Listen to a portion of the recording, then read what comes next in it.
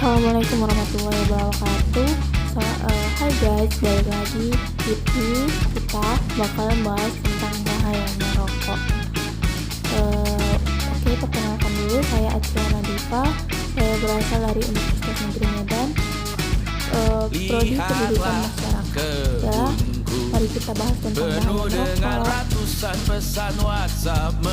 Oke guys, di sini kita bisa melihat tentang rokok itu adalah salah satu faktor risiko utama dari beberapa penyakit kronis yang dapat menyebabkan kematian. Banyak penelitian yang sudah membuktikan bahwa merokok dapat meningkatkan risiko timbulnya berbagai penyakit yang dapat mengakibatkan kematian. Nah, hal ini itu menunjukkan bahwa rokok merupakan masalah besar bagi kesehatan masyarakat. Selain dari segi kesehatan, rokok juga bakalan mempengaruhi kepribadian perokok itu sendiri. Oke guys, next kita bakal ngebahas tentang berdasarkan laporan Badan Kesehatan Dunia atau WHO tahun 1999, sekitar 250 juta anak-anak di dunia akan meninggal apabila konsumsi tembakau tidak dihentikan secepatnya. Kebiasaan merokok bagi para pelajar bermula karena kurangnya informasi dan kesalahpahaman informasi, termakan iklan atau terbujuk rayuan teman. Menurut hasil angket Yayasan Jantung Indonesia, sebanyak 77% siswa merokok dikarenakan ditawari oleh temannya. Pergaulan di luar rumah juga menjadi hal yang punya pengaruh besar terhadap perkembangan seorang remaja. Nah, di sini semua hal itu belum sepenuhnya dipahami oleh remaja yang aktivitas merokoknya bahkan dijadikan salah satu budaya dalam sosial mereka. Seperti ketika mereka berkumpul hanya untuk sekedar nongkrong, biasanya ada saja yang merokok. Untuk itu, sangatlah penting dilakukan penyuluhan mengenai bahaya rokok bagi kesehatan guna memberi edukasi, karena rokok itu bukan suatu hal yang harus dibanggakan ketika kita merokok karena hanya merusak kesehatan perokok ataupun yang berada di sekitarnya. Next, kita bakal membahas tentang jenis perokok. Jenis perokok itu ada dua ya.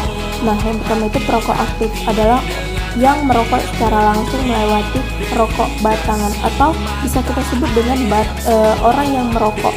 Sedangkan perokok pasif adalah orang yang tidak merokok namun menghirup asap rokok. Sebenarnya yang paling beresiko itu adalah perokok pasif. Kenapa? Dikarenakan saat menghirup asap rokok tidak difilter sehingga banyak racun yang masuk ke dalam tubuh mereka. Berbeda dengan perokok aktif yang di dalam batang rokoknya itu terdapat filternya. Jadi kenapa lebih banyak orang yang di sekitar orang yang merokok itu yang sakit? Karena kita menghirup tanpa ada filternya. Oke, di sini kita bisa melihat, kita bakal ngebahas tentang dampak-dampak merokok secara umum aja nih. Yang pertama itu ada kecanduan. Kecanduan itu kayak ketika kita udah mulai ngerokok, maka bakal nimbulin kecanduan sehingga bila kita nggak ngerokok itu rasanya fisik kita menjadi lemah.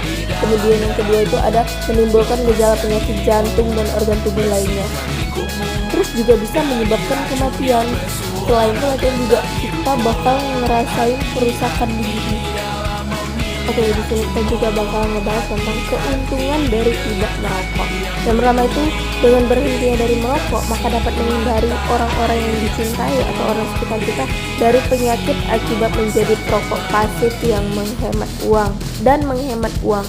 Kemudian yang kedua ada dapat mengajak sesama teman yang merokok untuk berhenti bersama-sama. Dengan demikian bisa saling mendukung hingga benar-benar lepas dari rokok. Lalu ada membuat tubuh menjadi lebih sehat, aktif bergerak, dapat konsentrasi dalam mengerjakan pekerjaan rumah, kantor, dan pekerjaan lainnya.